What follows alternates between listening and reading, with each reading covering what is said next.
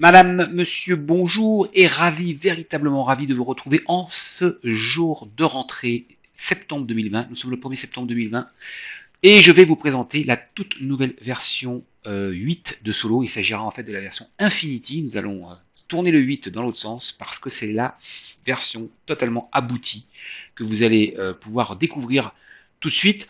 Une version qui est le fruit de 15 années de développement et de tout l'été 2020 à bien peaufiner toutes les dernières fonctions. Bien sûr, c'est les fonctions qu'on développe depuis 15 ans, donc ce que vous avez pu voir sur les versions 1, 2, 3, 4, etc. sont toujours de mise et ont été améliorées pratiquement intégralement. Et donc, pourquoi Infinity? Parce qu'il y a de grandes chances qu'on ne sorte pas une version 9, 10, 11, parce que faire mieux que ce qu'il y a là aujourd'hui, ça nous paraît plus possible.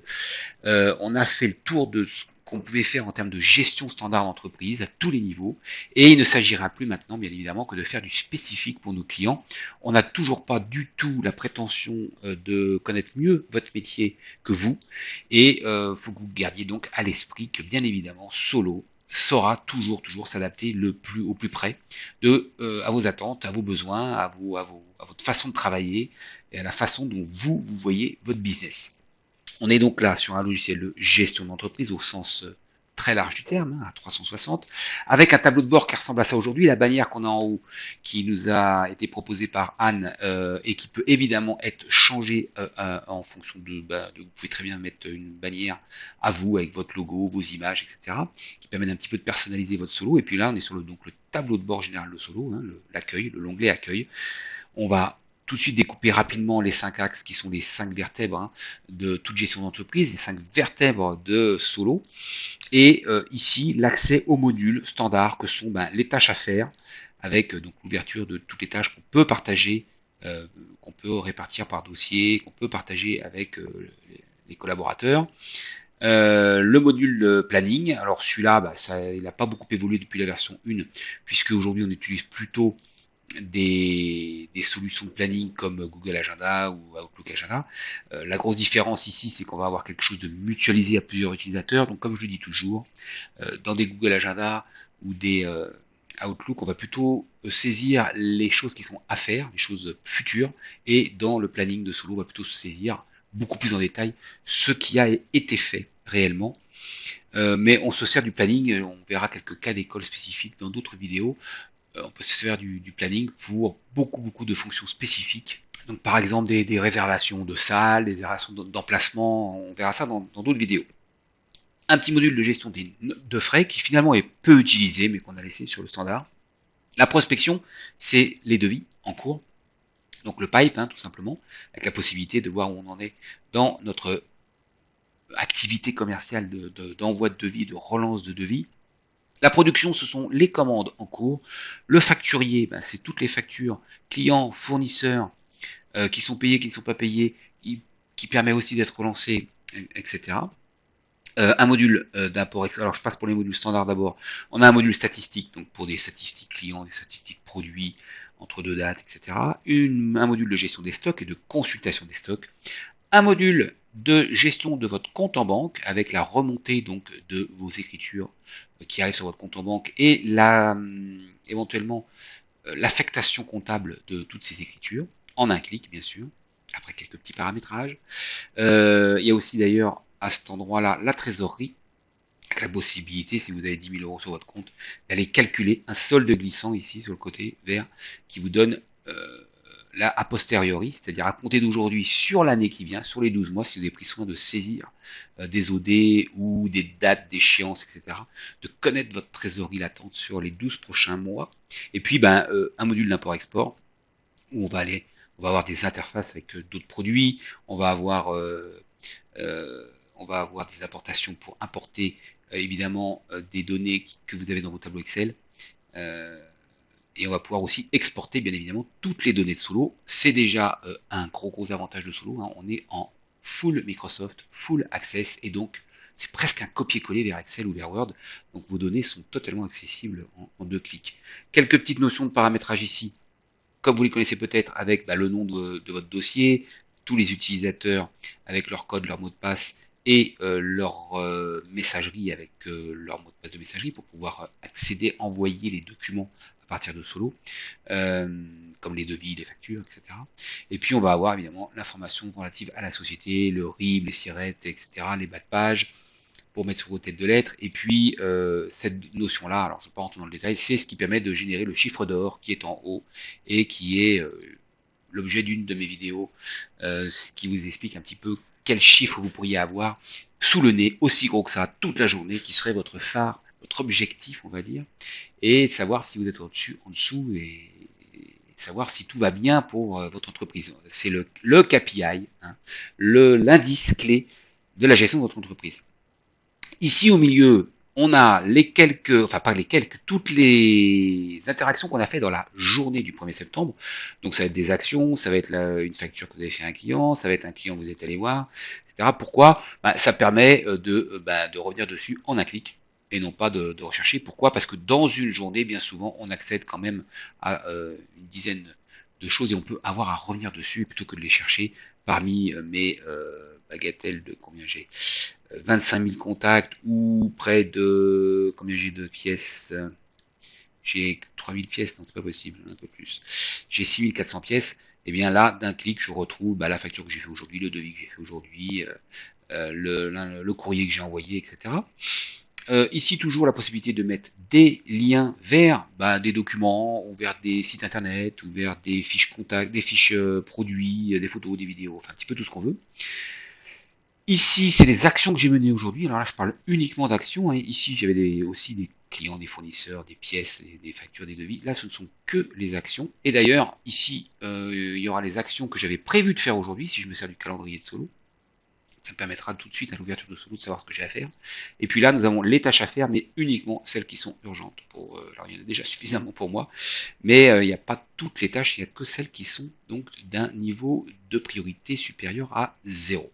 Et puis, un petit post-it, un petit pense-bête. Là, c'est là que je mets rapidement quand je ne veux pas passer par les tâches à faire. Je vais noter le numéro d'un client ou rappeler quelqu'un, je le note directement ici.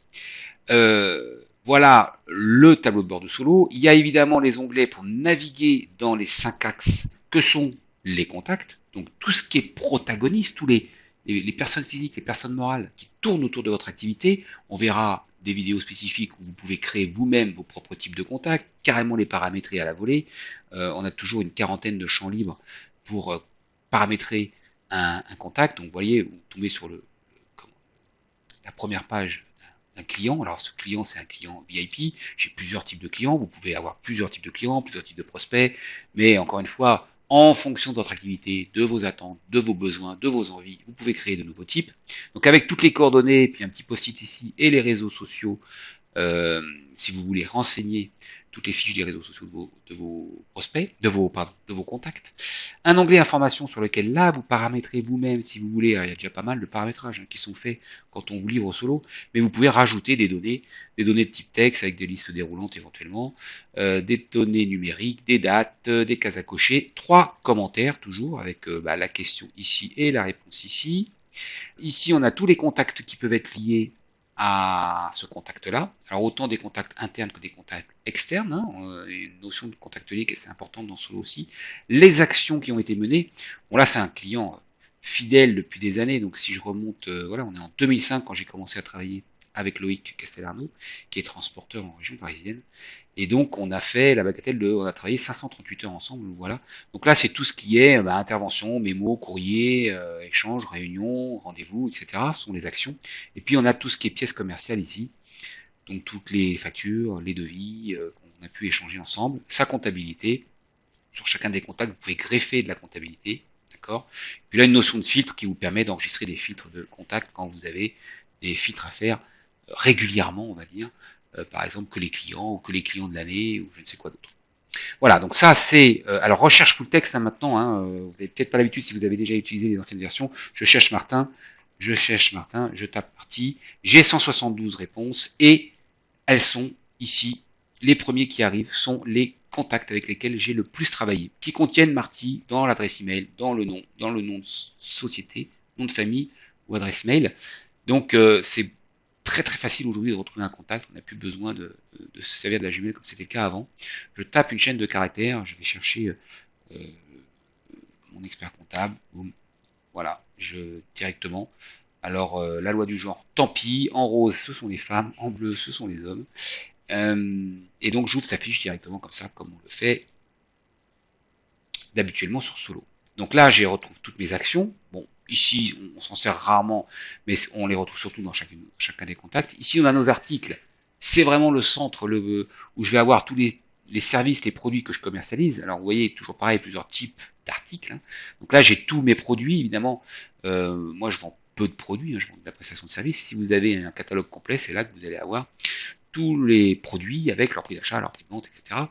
Donc, si je prends les formations qu'on fait, euh, donc on a la description du produit, son prix d'achat, son prix de vente, son taux de TVA, etc., etc. On peut toujours pareil paramétrer complètement vos produits, vos articles à votre activité. Dans l'article, on va avoir aussi tous les mémos, moi j'y stocke des citations, j'y stocke pas mal de choses, voilà, tous les types. Les contrats d'affiliation, les boutons PayPal, vraiment vous pouvez évidemment enseigner les formules courrier, très important, c'est les formules qu'on paramètre pour accompagner différentes pièces, ou les courriers d'ailleurs, mais aussi les devis, les factures, etc. Les pièces, bah, c'est la chaîne commerciale complète, hein, facture fournisseur, devis, commande, bon de livraison, bon de réception, ça dépend toujours de votre activité. Donc, et là pareil, possibilité de retrouver, alors soit directement, si je prends JDS tout à l'heure par exemple, je peux retrouver directement toutes les factures de mon client en tapant son nom. Je peux aussi évidemment trouver un numéro. Si mon client me parle de la facture 91 072, je tape 91 072 et ça va me chercher la 91 072. Elle commence par 2019, non c'est 2019.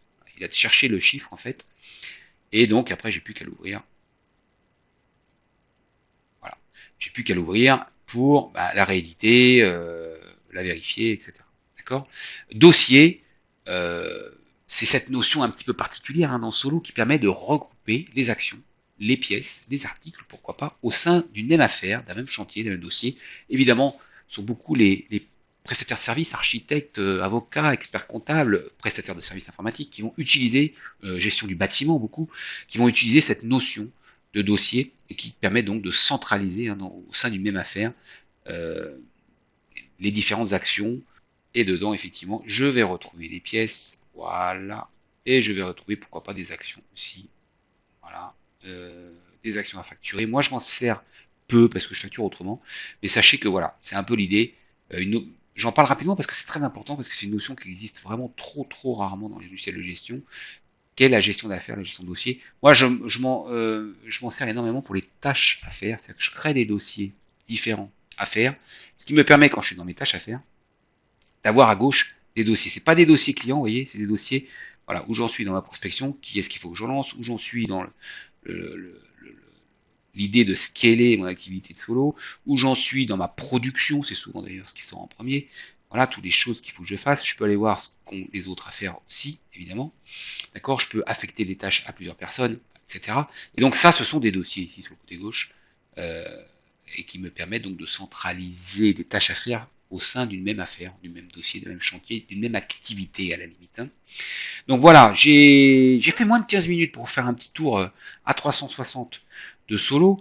Il ne faut surtout pas hésiter à nous poser des questions. Vous allez trouver évidemment des vidéos beaucoup plus spécifiques sur tous les modules, sur le paramétrage. Il y a, on peut dire un peu 2 ou 3 niveaux de paramétrage. Il y a celui de l'utilisateur lui-même. Si je suis sur un prospect par exemple, je prends cet exemple-là parce que prenons un prospect, mon ami Jean-Marc par exemple. Ici j'ai des informations pour un prospect. Vous pouvez, si vous manque une information, vous pouvez dire voilà type de produit.